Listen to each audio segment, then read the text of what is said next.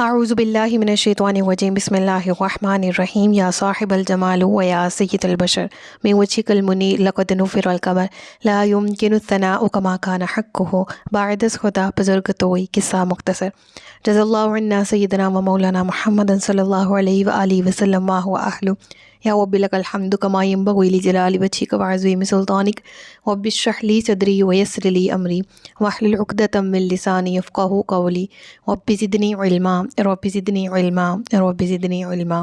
السلام علیکم ورحمۃ اللہ وبرکاتہ۔ میں حافظہ افرا جاوید اسلام آپ سب سے مخاطب ہوں۔ اپنے یوٹیوب چینل انفینٹ اسلام میں آپ سب کو خوش آمدید کہتی ہوں۔ امید کرتی ہوں آپ سب خیریت سے ہوں گے، زندگی پرسکون، پر اطمینان اور ایمان بالخیر گزر رہی ہوگی۔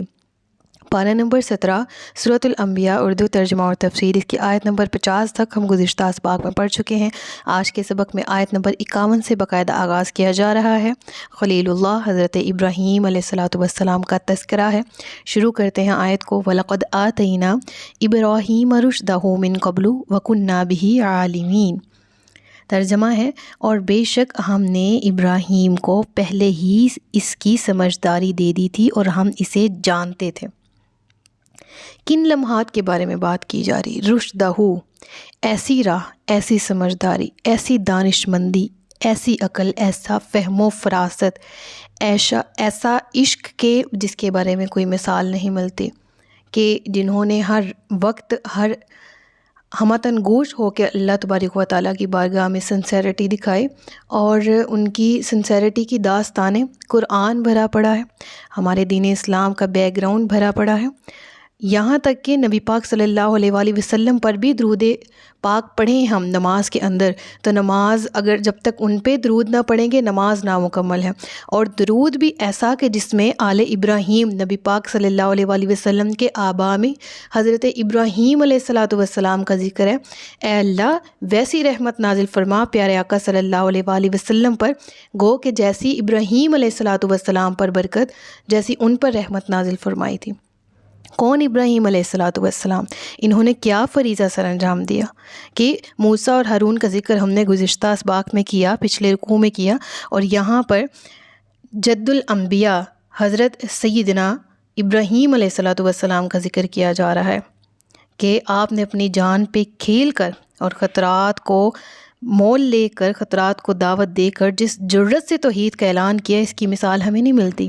جب آپ بچپن سے لڑکپن کی عمر کو جاتے ہیں تو آپ اس بت کتے میں جاتے ہیں جس کے اندر موجود باطل معبودان کی تعظیم میں پورے کا پورا خاندان، کیا گاؤں والے، اس بستی والے تمام کے تمام مبتلا ہیں، اور ایسے میں آپ جرأت کا مظاہرہ کرتے ہیں، ان تمام بتوں کو توڑتے ہیں، اور اس کے ساتھ اس وقت اعلان توحید کرتے ہیں، پرچم اسلام بلند کرتے ہیں جب ان کے سوا ایمان لانے والے صرف چند افراد ہی ہیں۔ اور اس مشکل گھڑی میں جب آپ ان معبود جو باطل معبود ہیں ان کو جب توڑتے ہیں، گراتے ہیں، ریزہ ریزہ کرتے ہیں، تو اس کی سزا میں ان کو آگ میں ڈالے جانے کی اناؤنسمنٹ ہوتی ہے۔ اور پھر یہی خلیل ہیں جو کہ آگ میں جانے سے پہلے بے خطر کود پڑا آتش نمرود میں عشق، بے خطر کود پڑا آتش نمرود میں عشق، عقل ہے محو تماشائے لب بام ابھی۔ ایسا عشق کیا کہ کوئی خطرہ ہی نہیں، کوئی دوسری دفعہ سوچا نہیں کہ آگ میں گر گیا تو کیا بنے گا۔ اور یہی وہ عشق تھا کہ جب آپ اپنے آپ کو اللہ کی راہ میں، اللہ کی محبت میں اللہ کے سپرد کرتے ہیں تو وہی آگ آپ پر ٹھنڈی کر دی جاتی۔ قُلْنَا يَا نَارُ كُونِي بَرْدًا وَسَلَامًا عَلَىٰ إِبْرَاهِيمَ۔ ہم یہ تمام کا تمام ذکر گزشتہ آیات میں، گزشتہ صورتوں میں پڑھ کے آ چکے ہیں۔ تو رب العالمین فرما رہا ہے کہ استقامت کا مظاہرہ کیا جب آتش کدہ میں آپ کو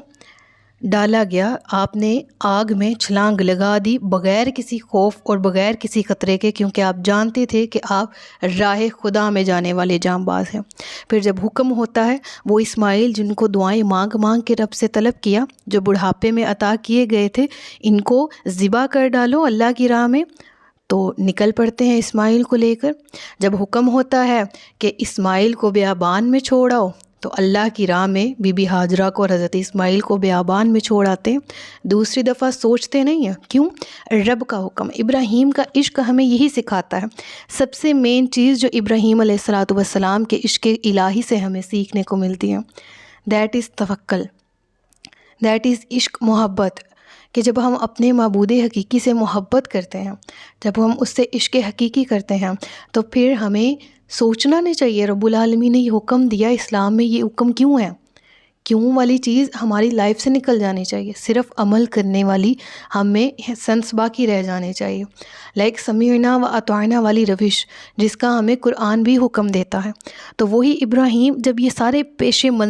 جتنا بھی منظر ہے، پس منظر ہے، اس کو دیکھیں، اپنی نظروں کے سامنے ایک لمحے کو ریوائز کریں کہ وہ ابراہیم کہ جنہوں نے اتنی مصیبتیں، اتنی ہارڈشپس فیس کیں، دین آپ کو لقب ملا خلیل اللہ کا، اللہ کا دوست، اور یہ لقب معمولی یا چھوٹا نہیں ہے۔ پھر اللہ نے ایسی عزتیں، ایسی شانیں عطا کی جو اس امت کے، اور آپ کو وہ لیول حاصل ہے، وہ مقام حاصل ہے کہ ہر امت کے، ہر مذہب کے ماننے والے آپ کا احترام کرتے ہیں، گو یہود و نصارہ بھی آپ کو، آپ کا احترام کرتے ہیں اور آپ کو اپنا جد مانتے ہیں، یعنی اپنے آبا میں جس طرح بنی اسرائیل ہیں وہ انہی کی اولاد میں سے ہیں، تو وہ مانتے ہیں کہ آپ کا ایک مقام اور لیول ہے۔ تو ہر نبی کی عزت اللہ تبارک و تعالیٰ نے بڑھائی، اور تمام انبیاء میں جن کو کہا جاتا ہے ابو الانبیاء، وہ حضرت ابراہیم علیہ السلام کی ذات ہے، کیونکہ کثرت سے رب العالمین نے جب آپ نے کعبہ کو تعمیر کیا، دعا کی، اے اللہ ربنا وبعث فیہم رسولا منہم یتلو علیہم آیاتہ ویزکیہم ویعلمہم الکتاب والحکمۃ، تو اس وقت وہ دعا قبول ہوتی ہے، اور پھر پے در پہ آپ کی آل میں نبی آنا شروع ہو جاتے ہیں، اور یہاں تک کہ وہ نبی جس کی دعا نبی پاک صلی اللہ علیہ وآلہ وسلم کے تشریف آوری کی اور اپنی اولاد میں ان کے تشریف آوری کی دعا کی، تو وہ دعا اسی طرح قبول کی گئی، اور نبی پاک صلی اللہ علیہ وآلہ وسلم کو آپ کی آل میں ہی مبعوث فرمایا۔ تو وہ ابراہیم جنہوں نے اپنی زندگی میں توکل کیا، وہی توکل تھا جب آگ میں چھلانگ لگا رہے تھے تو معلوم تھا کہ میں جس کے لیے لگا رہا ہوں وہ میرا والی بھی ہے، مددگار بھی ہے۔ وہی ابراہیم جب حکم ہوتا ہے کہ اسماعیل کو بیابان میں چھوڑاؤ، تو پیچھے لاجک تلاش نہیں کرتے، پیچھے کویشچننگ نہیں کرتے، پیچھے پوچھتے نہیں ہیں اللہ ایسا کیوں یا کیا ہوگا، وہاں بیابان میں تو کوئی قافلہ بھی مشکل سے گزرتا ہے، میری بیوی کا اور اس بچے کا جس کو منتوں دعاؤں سے مانگا ہے، تو اس کا کیا ہوگا، نہیں، لاجک تلاش کیے بغیر چھوڑ آتے ہیں۔ پھر جب خواب آتا ہے تو یہ اپنی، ہم لوگ ہمارے سامنے واضح دلیل بھی ہو تو ہم جھٹلاتے ہیں، انکار کرنے کے طریقے تلاش کرتے ہیں، اور ان کے سامنے خواب تھا، اور وہ خواب جو ان کو مسلسل دکھایا جا رہا تھا، چاہتے تو علیہ باللہ نفس کو تسلی دے سکتے تھے یا بہکا سکتے تھے، بہکاوے میں آ سکتے تھے نفس کے، اگر یہ کہنا چاہے تو علیہ باللہ مثال دے رہی ہوں عام انسانوں کی، یعنی کہ اگر چاہتے تو اس وقت یوں کہہ دیتے کہ یہ خواب ہے محض فقط، اور میں بھی اس کا ریالٹی سے کوئی تعلق نہ ہو، لیکن بغیر کوئی لاجک تلاش کیے آپ راہ خدا میں نکل پڑتے ہیں اسماعیل کو لے کر، یہاں تک کہ چھری تک چلا دیتے ہیں، آنکھوں پہ پٹی باندھی ہوتی، اور یہی قربانی، یہی وہ لمحہ تھا جب اللہ تعالیٰ نے آپ کو اسماعیل عطا فرمائے تھے، یہی وہ لمحہ تھا جب قربانی قبول ہوئی تھی۔ تو سوال اکثر ہوتا ہے نا کہ بتائیں ابراہیم کو اسماعیل کب عطا ہوئے تھے، ابراہیم کو رضائے الہی کب عطا ہوئی تھی، تو یہی وہ لمحہ تھا جب ابراہیم کو اسماعیل لوٹا دیے گئے تھے۔ تو جب ہم سے قربانی مانگی جاتی ہے اور قربانی اپنے پیک لیول پہ ہوتی ہے، اور ہم سمجھتے ہیں کہ اب ہماری بس ہے، اب ہمارے ہاتھ بندھے ہیں، اب ہمیں اپنے سامنے اندھیرا، آگے کھائی، پیچھے کنواں نظر آ رہا ہے، اب کہاں جائیں، اس وقت جب رب پہ توکل کیا جاتا ہے، اس وقت رب جو امید کی کرن دکھاتا ہے، جو صبح دکھاتا ہے، جو نور، جو ہدایت، جو روشنی دکھاتا ہے، وہی ہمیں واقع ابراہیم سے سیکھنے کو ملتی کہ جب اپنا آپ تمام کا تمام سپرد کر دیا جائے، گو کہ جس طرح ابراہیم نے کیا اللہ کے، تو پھر اللہ تبارک و تعالی یوں ساتھ دیتا ہے، یوں محبتیں، یوں عزتیں، یوں عنایتیں عطا فرماتا ہے۔ تو ان کی شان کا یہاں پر ذکر ہے کہ لقد آتینا ابراہیم رشدہ کی تفسیر میں ہم یہ تمام تر واقعات کو لے کر آ سکتے ہیں، اور پھر ہم آگے مزید تفصیلات کو پڑھتے ہیں، اور یاد کرو جب اس نے اپنے باپ اور اپنی قوم سے فرمایا یہ مجسمے کیا ہیں جن کے آگے تم جم کر بیٹھے ہو؟ تو انہوں نے کہا ہم نے اپنے باپ دادا کو ان کی پوجا کرتے ہوئے پایا۔ فرمایا بے شک تم اور تمہارے باپ دادا سب کھلی گمراہی میں ہو۔ بولے کیا تم ہمارے پاس حق لائے ہو یا یوں ہی کھیل رہے ہو؟ فرمایا بلکہ تمہارا رب وہ ہے جو آسمانوں اور زمین کا رب ہے، جس نے انہیں پیدا کیا، اور اس پر میں گواہوں میں سے ہوں۔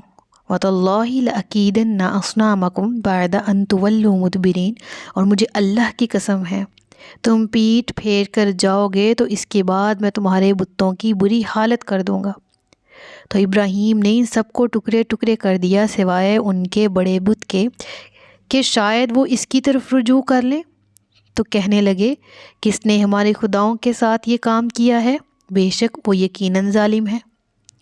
کچھ کہنے لگے ہم نے ایک نوجوان کو انہیں برا کہتے ہوئے سنا جس کو ابراہیم کہا جاتا ہے۔ کہنے لگے تو اسے لوگوں کے سامنے لے آؤ، شاید لوگ گواہی دیں۔ انہوں نے کہا اے ابراہیم کیا تم نے ہمارے معبودوں کے ساتھ یہ کام کیا؟ ابراہیم نے فرمایا بلکہ ان کے اس بڑے نے کیا ہوگا، تو اس سے پوچھ لو اگر یہ بولتے ہوں۔ تو وہ اپنے دلوں کی طرف پلٹے اور کہنے لگے بے شک تم خود ہی ظالم ہو۔ پھر وہ اپنے سروں کے بل اوندھے کر دیے گئے اور کہنے لگے کہ تمہیں خوب معلوم ہے یہ بولتے نہیں ہیں۔ ابراہیم نے جواب دیا تو کیا تم اللہ کے سوا اس کی عبادت کرتے ہو جو نہ تمہیں نفع دیتا ہے اور نہ نقصان پہنچاتا ہے؟ تم پر اور اللہ کے سوا جن کی تم عبادت کرتے ہو ان پر افسوس ہے۔ تو کیا تمہیں عقل نہیں؟ بولے ان کو جلا دو اور اپنے خداؤں کی مدد کرو اگر تم کچھ کرنے والے ہو۔ پھر حکم ہوا قلنا یا نار کونی بردا وسلاما علی ابراہیم، ہم نے فرمایا اے آگ ابراہیم پر ٹھنڈی ہو اور سلامتی والی ہو جا۔ اور انہوں نے ابراہیم کے ساتھ برا سلوک کرنا چاہا تو ہم نے انہیں سب سے زیادہ نقصان اٹھانے والے بنا دیا، اور ہم نے اسے اور لوط کو سرزمین کی طرف نجات عطا فرمائی جس میں ہم نے جہان والوں کے لیے برکت رکھی تھی۔ الغرض یہ کہ یہاں پر آیت نمبر اگر 70 تک دیکھا جائے تو ایک واقعہ مکمل ہو رہا ہے، اور پھر آیت نمبر 71 سے دوسرے واقعے کی طرف یہاں پر بیان کیا جا رہا ہے۔ تو گو پہلے واقعے کا یہاں پر مفہوم پڑھ لیتے ہیں اور اس کے بعد دوسرے واقعے کی طرف چلتے ہیں۔ تو قرآن کریم میں وہ جو ابراہیم علیہ السلام کے دور میں جن بتوں کو پوجا جاتا تھا ان کو مثال یہاں پر اگر دیکھی جائے، اگر واضح آیت کو ہی دیکھیں تو اس میں آتا ہے ہادہ التماثیل اللاتی، ٹھیک ہے، یہ مورتیاں۔ تو وہ بت کون سے تھے، وہ کن کو تراش کے مانتے تھے؟ بعض علماء کا یہاں پر یہ کہنا ہے کہ انہوں نے مختلف ستاروں کے خیالی بت بنا رکھے تھے، ٹھیک ہے نا، یعنی مختلف ستاروں کی تماثیل بنائی ہوئی تھیں، مورتیاں بنائی تھیں جن کی شکلیں انہوں نے اپنے خیال کے مطابق ہی بنائی تھیں۔ اور بعض علماء کے نزدیک پہلے جو گزر چکنے والے لوگ تھے ان کے مجسمے تھے جن کے متعلق ان کا یہ عقیدہ تھا کہ وہ لوگ جو ہیں وہ شان الوہیت کے لائق تھے، ان کے مالک تھے، لہٰذا وہ دنیا سے گزر گئے تو ان کی مورتیاں تراش لی جائیں تاکہ انہیں بھولا نہ جا سکے، بھلایا نہ جا سکے اور ان کو ہی اپنا خالق اور مالک مانا جائے۔ تیسرا یہ کہ یہاں پر علماء فرماتے ہیں کہ جو لفظ ہے نا تماثیل لفظ، یہ ہاتھ سے تراشی جانے والی کسی بھی صورت کو کہا جاتا ہے، یعنی وہ صورت جو ہاتھوں سے بنائی گئی ہو، ٹھیک ہے۔ تو بہرحال یہ قوم جو ہے وہ بت پرستی میں مبتلا تھے۔ ابراہیم علیہ السلام انہیں پہلے اس طرف دعوت دیتے ہیں کہ اللہ تبارک و تعالیٰ ایک ہے، وحدہ لا شریک ہے، اس کی عبادت کرو، اس کے سوا کسی دوسرے کو معبود نہ مانو، لیکن وہ اپنے جو مورتیاں ہیں، بت ہیں، ان کے سوا کسی کو خدا ماننے کے لیے تیار ہی نہیں تھے۔ تو پھر آپ نے فرمایا کہ میں بھی تمہارے ان خداؤں کی مرمت کرتا ہوں، ٹھیک ہے، تاکہ ان کی حقیقت تم پر آشکار ہو جائے۔ اور اس کے بعد ابراہیم علیہ السلام اس دن کے اس موقع کے آنے کی تلاش میں تھے کہ جب وہ بت قطع وہاں پر خالی ہو اور لوگوں سے خالی ہو تو پھر وہ اپنا وہ داؤ جو اللہ تبارک و تعالیٰ نے آپ کو جو تدبیر سکھائی تھی وہ سر انجام دے سکے۔ لہٰذا ان کا ایک تہوار تھا اور یہ تہوار یوں منایا جاتا ہے کہ شہر پورے کا پورا جو ہے وہ کھلے میدانوں کی طرف تمام لوگ پجاریوں سمیت نکل پڑتے اور سارا دن کھیل کود تفریح سیر و تفریح کر کے شام کے قریب اپنے گھروں میں واپس آتے۔ تو آپ نے یہ خیال کیا کہ یہ بڑا مناسب موقع ہے، سارا بت کتا خالی ہے، لہٰذا بغیر کسی مزاحمت کے میں اپنی تدبیر پر آج عمل کرتا ہوں۔ اور آپ نے یوں ہی کیا کہ جب سب لوگ تہوار منانے کے لیے باہر چلے گئے، بت کتا جو خالی ہو گیا، تو آپ اپنا بھاری سا بڑا سا کلہاڑا لیتے ہوئے آتے ہیں اور بت کتے میں موجود جو چھوٹے بت ہوتے ہیں، ایک بڑا بت ہوتا ہے سامنے اور جو سائڈوں پہ چھوٹے بت ہوتے ہیں، آپ وہ سارے کے سارے کسی کی آنکھ پھوڑتے ہیں، کسی کے کان کو، کسی کی ٹانگ کو، کسی کے بازو کو، ہر بت کو جو ہے وہ کہیں نہ کہیں سے توڑ کے اور پھر اپنا کلہاڑا جو ہے وہ سب سے جو ان کا بڑا بھاری بت ہوتا ہے اس کے سامنے جو ہے وہ کلہاڑا اس کے کندھے پر رکھ دیتے ہیں، اس کے سامنے بالکل نا، مطلب جو کندھا ہے اس کا، اس پہ وہ کلہاڑا رکھ کے وہاں سے چل پڑتے ہیں۔ شام کو جب لوگ واپس آتے ہیں، اور یہ واقعہ بہت فیمس ہے، ہم اپنی اسکول کی ایکڈیمک اسٹڈیز کے دوران بھی ہم اس واقعے کو پڑھتے آ رہے ہیں۔ اب میں واقعہ آپ کے سامنے بیان کریں تو مجھے یاد ہے میری تیسری یا چوتھی کلاس میں واقعہ ڈیٹیل میں یوں ہی بیان کیا گیا تھا، اور میں اس کو یاد کر رہی تھی اور میری مدر نے میری ہیلپ کی تھی اس واقعے کو سمجھانے میں، اور اس وقت بھی اس واقعے کا میرے اوپر بہت اثر ہوا تھا کہ اتنے ذہین تھے حضرت ابراہیم، اور واقعی مجھے جو لوجک ہے، جو مقصد ہے ان کا سمجھ آیا اتنی چھوٹی عمر میں۔ تو کہنے سے مراد یہ بھی ہے کہ اپنی اولادوں کو خود پڑھائیں، انہیں خود سکھائیں، اور ان کی تربیت میں انبیاء کے قصے ڈالیں تاکہ وہ بھی اس وقت جو چھوٹی عمر ہوتی ہے اس میں سمجھائی گئی بات جو ہے وہ نہیں بولتی اور وہ عمل میں بھی جلدی آتی ہے۔ لہٰذا پھر واقعہ کچھ اسی طرح سے رات کو جو ہے وہ لوگ واپس آتے ہیں اور وہ دیکھتے ہیں کہ ہمارے بتوں کا یہ حال کس نے کیا۔ خبر نمرود تک جاتی ہے، تمام لوگ غم و غصے کی حالت میں ہوتے ہیں، یہ کس نے کیا، اور لوگ نشاندہی کرنے لگ پڑتے ہیں کہ ایک نوجوان ہے جس کو ابراہیم کہا جاتا ہے، اس نے ضرور ایسا کرنے، یہ اسی کے کام ہوں گے، کیونکہ وہ کہہ رہا تھا کہ یہ معبود تمہارے باطل ہیں، لہٰذا وہ ہمارے معبودوں کے خلاف تھا، اس کو پکڑا جائے۔ جب نمرود کی کوئی اطلاع ملتی ہے تو وہ بھی تلاش شروع کر دیتا ہے حضرت ابراہیم علیہ السلام کی، کیونکہ وہ حضرت ابراہیم کے دین توحید سے، ان کے عقائد توحید سے واقف تھے، لہٰذا ان کے دشمن ہوئے، اور نمرود اور اس کی پولیس جو ہے وہ آپ کی تلاش میں نکل پڑی، اور یوں ہوا کہ وہ جو پولیس ہے اس دور کی، جو ہر بادشاہ نے اپنی رعایا میں کچھ خاص بندے رکھے ہوتے ہیں جو کسی کو گرفتار وغیرہ کرنے کی سینس میں بادشاہ کے ہر حکم کی جو ہے وہ تکمیل کرتے ہیں، لہٰذا انہوں نے جو نمرود کی جو پولیس بنائی گئی تھی اس نے حضرت ابراہیم علیہ السلام کو گرفتار کر لیا اور لے آئی۔ جب تمام بھرے مجمع میں آپ کو پیش کیا جاتا ہے اور پوچھا جاتا ہے کہ تم نے یہ کیوں کیا، آپ سے پوچھ گچھ جب شروع ہوتی ہے تو آپ فرماتے کہ نادانو، مجھ سے کیا پوچھتے ہو، اپنے خداؤں سے پوچھو کہ کس نے ان کا یہ حشر کیا ہے۔ اچھا، اگر یہ نہیں بولتے تو وہ جو بڑا خدا جس کے کندھے پر کلہاڑی پائی گئی ہے اس سے پوچھو کہ اس نے ہی یہ سب کیا ہوگا۔ اب وہ لوگ ایک دوسرے کا منہ دیکھنے لگ پڑتے ہیں، اور اسی سارے امر کا جو ذکر ہے نا وہ یہاں موجود ہے، ٹھیک ہے۔ یہاں پر دیکھیں کہ اور کہنے لگے کہ تمہیں خوب معلوم ہے یہ تو بولتے ہی نہیں۔ تو ابراہیم نے جواب دیا، تو کیا تم اللہ کے سوا اس کی عبادت کرتے ہو جو نہ تمہیں نفع دیتا ہے نہ نقصان پہنچاتا ہے؟ یعنی جب ان کے بتوں کے سامنے جب پورا دربار لگا ہوا ہے اور تمام بتوں کے پجاری جو ہیں وہ پریشان وہاں پر موجود ہیں کہ یہ کون ہے جس نے ہمارے خداؤں کے ساتھ یہ سلوک کیا، اور اوپر سے کہتا ہے کہ انہی سے پوچھ لو، ہم ان سے کیسے پوچھیں، ان میں تو بولنے کی سکت ہی نہیں ہے، طاقت ہی نہیں ہے۔ لہٰذا جب ابراہیم نے بتوں کے بارے میں ایسا کہا اور بات بھی اٹل صحیح تھی اور یہ وہی تدبیر تھی جو اللہ نے آپ کو سکھائی، تو اس وقت آپ نے جب ان سے کلام کیا اور وہ آگے سے کہتے ہیں کہ تمہیں نہیں معلوم، یہ تو دیکھ ہی نہیں سکتے، یہ تو بول ہی نہیں سکتے، تو ابراہیم کہتے ہیں کہ اللہ کے سوا اس کی عبادت کرتے ہو جو نہ نفع دے سکتے نہ نقصان، ایون دو یہ تو اپنی ہی مدد آپ نہیں کر سکتے، تمہارے اپنے ہاتھوں کی تراشی ہوئی مورتیاں ہیں۔ اب ان کے من گڑت اور باطل عقیدوں کے آگے ابراہیم علیہ السلام کے جو دلائل تھے،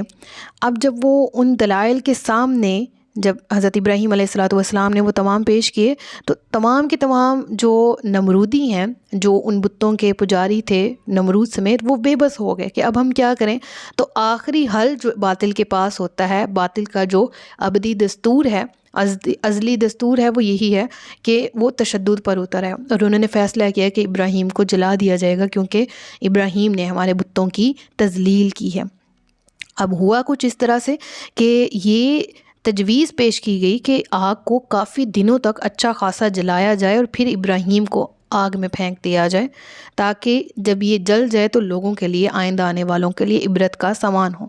لہٰذا آخر کار یہی طے پایا اور آگ کو جلایا گیا، اور وہ اتنی تیز اور اتنے دنوں تک وہ آگ کا سامان تیار کیا گیا، اور آگ مطلب اس میں لوگ اپنی مذہبی جوش و جذبے سے آتے، یعنی جو ان کا مذہب کہتا تھا کہ ہمارے مذہب کی تذلیل کرنے والے شخص کو اس میں جلایا جائے گا، تو لوگ منتیں مانگنے لگیں کہ فلاں کام ہوگا تو ہم آگ میں اتنے گٹھے جو ہیں وہ لکڑیوں کے ڈال کے آئیں گے۔ یوں ہونے لگا کہ وہ آگ کئی روز تک دھنکائی گئی، جلائی گئی، اور لوگ دور دور سے آتے اور اس میں لکڑیاں ڈالتے، اور جب وہ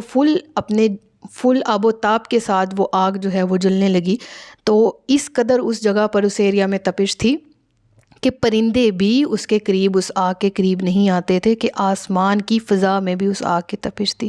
کئی روز تک وہ آگ کو جلایا گیا، اور پھر آخر کار ابراہیم علیہ السلام کو جب قید خانے سے باہر لایا گیا تو پھر حکم یہ ہوتا ہے، اب آپس میں تجویز یہ ہو رہی ہے کہ اب اس کو آگ کے قریب کیسے لے جایا جائے، آگ میں پھینکا کیسے جائے، تپش اتنی ہے کہ قریب جانے والا جل جائے، ہم نے تو ابراہیم کو اندر پھینکنا ہے۔ تو پھر ایک بڑی سی منجنیق لائی جاتی ہے۔ منجنیق آپ نے اگر ہسٹوریکل پلیس دیکھے ہوں گے تو آپ کو اس سے آئیڈیا ہوگا، ادروائز ایک توپ کی طرح کی ایک ٹول ہوتا ہے جس میں ایک بھاری پتھر سا رکھا جاتا ہے اور اس کو پھر کھینچ کے مارا جاتا ہے، جس سے بمباری کی جاتی تھی پہلے دور میں بڑے بڑے محلوں میں، ٹھیک ہے۔ اگر آپ دیکھیں نا غزوہ خیبر کو، تو اس میں بھی ہمیں اس طرح کا جو ہے وہ پس منظر پڑھنے کو ملتا ہے کہ اس وقت بھی بڑے بڑے قلعے تھے تو ان کو کس طرح سے گرایا گیا تھا۔ بہرحال اگر دوبارہ سے ٹاپک کی طرف واپس آتے ہیں تو پھر وہ منجنیق لائی گئی اور اس میں آپ کو باندھا گیا، اور پھر یہی حکم ہوا کہ یہ اس منجنیق کے ذریعے آپ کو آگ میں ڈال دیا جائے گا۔ اس وقت ابراہیم علیہ السلام کے جذبات کیا تھے، آپ کے منہ پہ کلمات کیا تھے؟ آپ فرما رہے تھے کہ میں رب کی رضا کے سامنے سر جھکائے بیٹھا ہوں، میں رب کی رضا پر راضی ہوں، مالک کو معلوم ہے کہ میری کیا حالت ہے، اور میں رب کے اس فیصلے پر، اس کی تقدیر پر راضی ہوں رب سے، اور امید ہے کہ رب بھی مجھ سے راضی ہوں۔ یعنی اس وقت بھی شکرانے کے الفاظ آپ کی زبان پر ہیں، اور پھر جب آپ کو آگ میں ڈال دیا جاتا ہے اس وقت آپ کا جو حکم ہے وہ آگ کو جو دیا جاتا ہے، دیٹ اس کے کلنا یا نارو کونی بردم و سلام علی ابراہیم۔ علماء کہتے ہیں کہ یہاں حکم ہوا نا آگ کو ٹھنڈی ہو جا، تو اس کے ساتھ ہی فرمایا سلامتی والی بھی ہو جا، یعنی اس آگ کو تو نارمل ٹمپریچر پر ٹھنڈی ہوئی وہ، اگر یہاں پر حکم ہوتا نا سلامتی والی والا، یہ حکم نہ ملتا، آگ کو ٹھنڈے ہو جانے کا حکم ہوتا، تو آگ اس قدر ٹھنڈی ہو جاتی کہ وہ ابراہیم علیہ السلام کے لیے باعث اذیت ہو سکتی تھی، یعنی زیادہ ہی ٹھنڈی، کیونکہ انسان کا جو باڈی ہے وہ ایک خاص ٹمپریچر کو، چاہے کولنگ ہو چاہے ہیٹنگ ہو، اس کو برداشت کر سکتا ہے۔ لہٰذا حکم آگ کو ہوتا ہے کہ تو ٹھنڈی بھی ہو اور سلامتی والی بھی ہو ابراہیم علیہ السلام، تو پھر وہ آگ آپ پر ٹھنڈی کر دی گئی، سلامتی والی کر دی گئی، اور انہوں نے ابراہیم کے ساتھ برا سلوک کرنا چاہا تو رب فرماتے ہیں ہم نے انہیں سب سے زیادہ نقصان اٹھانے والے بنا دیا۔ یعنی اس آگ کی آپ پر ٹھنڈک بھی کر دی گئی، اور ٹھنڈک بھی ایسی جو آپ کے لیے باعث راحت اور باعث آرام تھی۔ تو اس واقعے سے میرے نظروں کے سامنے گو یوں ہے کہ توکل انسان کو کہاں تک لے آتا ہے، اور توکل انسان کو کتنی مشکلات سے کیسے نکالتا ہے، کہ ہماری عقل دنگ رہ جاتی ہے اور عشق وہاں سے شروع ہوتا ہے، اللہ والوں کی باتیں وہاں سے شروع ہوتی ہیں۔ کہ اسی طرح جب ہمیں دروازے بند نظر آ رہے ہوں، مشکلات ہارڈشپس نظر آ رہی ہوں، تو ایسے ہی میں رب پر توکل ہمیں بھی اسی طرح بچاتا ہے، کوئی راہ نکال دیتا ہے۔ گو کہ ابراہیم پر جو راہ نکالی گئی وہ آگ میں ڈال دینے جانے کے باوجود بھی ابراہیم علیہ السلام پر آگ کو ہی سلامتی والی کر دیا گیا۔ اس کے بعد حضرت ابراہیم اور ان کے بھتیجے حضرت لوط علیہ السلام کا ذکر ہے۔ گزشتہ صورتوں میں سورہ ہود میں ڈیٹیل گزر چکی ہے، سورۃ الاعراف میں ڈیٹیل گزر چکی ہے، یہاں پر بھی حصول برکت کے لیے اس واقعے کو پڑھ لیتے ہیں، حصول عبرت کے لیے پڑھ لیتے ہیں کہ اس میں اللہ کے دونوں انبیاء کا ذکر بھی ہے اور حضرت لوط کی گناہ گار قوم کا بھی ذکر ہے۔ تو یہ واقعہ حضرت لوط علیہ السلام کو بھی نبوت مل چکی تھی، اور ابراہیم علیہ السلام بھی نبی تھے، لیکن مختلف ایریاز میں تھے۔ تو فرشتے پہلے حضرت ابراہیم کے پاس آتے ہیں، ان کو حضرت اسحاق کے پیدائش کی خوشخبری دیتے ہیں، اور ساتھ ہی بتاتے ہیں کہ آپ کے ساتھ ہی بستی لوط علیہ السلام کی، وہاں لوگ ہم جنس پرستی میں مرد مبتلا ہیں، لہٰذا ہم ان کو ہلاک کرنے آئے۔ تو اس واقعے کا ذکر ڈیٹیل میں گزر چکا ہے گزشتہ صورتوں میں، ابھی پڑھ لیتے ہیں ترجمہ۔ اور ہم نے اسے اور لوط کو اس سرزمین کی طرف نجات عطا فرمائی جس میں ہم نے جہان والوں کے لیے برکت رکھی تھی، اور ہم نے ابراہیم کو اسحاق عطا فرمایا اور مزید یعقوب پوتا۔ ٹھیک ہے، نافلہ کا مطلب کیا ہے؟ مطلب اولاد کی اولاد مزید عطا کیا جانا، یعنی ابراہیم علیہ السلام کو اسماعیل اور اسحاق کے بیٹے یعقوب کا یہاں ذکر ہے۔ ٹھیک ہے، اسماعیل اور اسحاق دونوں آپس میں بھائی ہیں، ٹھیک ہے، اور یعقوب حضرت اسحاق کے بیٹے ہیں، اور یعقوب کے بیٹے یوسف۔ ٹھیک ہے، وَكُلًّا جَعَلْنَا، اور ہم نے ان سب کو صالحین اپنے خاص قرب والے بندے بنایا، اور ہم نے انہیں اپنا امام بنایا کہ اور ہم نے انہیں امام بنایا کہ ہمارے حکم سے رہنمائی کرتے ہیں، اور ہم نے ان کی طرف اچھے کام کرنے اور نماز قائم کرنے اور زکوٰۃ ادا کرنے کی وحی بھیجی، اور وہ ہماری عبادت کرنے والے تھے۔ اور لوط کو ہم نے حکومت اور علم دیا، اور اسے اس بستی سے نجات بخشی جو گندے کام کرتی تھی، بے شک وہ برے لوگ نافرمان تھے، اور ہم نے اسے اپنی رحمت میں داخل فرمایا، بے شک وہ ہمارے خاص مقربین میں سے تھا۔ تو معلوم یہ ہوتا ہے کہ اللہ تبارک و تعالی گناہ کرنے والوں کو اگر وہ توبہ نہ کریں اور نصیحت قبول نہ کریں تو ان کو ہلاک فرما دیتا ہے، اور اپنے نیک لوگوں کو اپنی رحمت کے حصار میں لے لیتا ہے۔ صدق اللہ العلی العظیم و صدق رسولہ النبی الکریم۔ سچ فرمایا اللہ نے جو عظمت والا ہے۔ اپنا بہت سا خیال رکھیے گا، مجھے دعاؤں میں یاد رکھیے گا۔ تاجدار ختم نبوت زندہ باد، پاکستان ہمیشہ زندہ باد۔ السلام علیکم ورحمۃ اللہ وبرکاتہ۔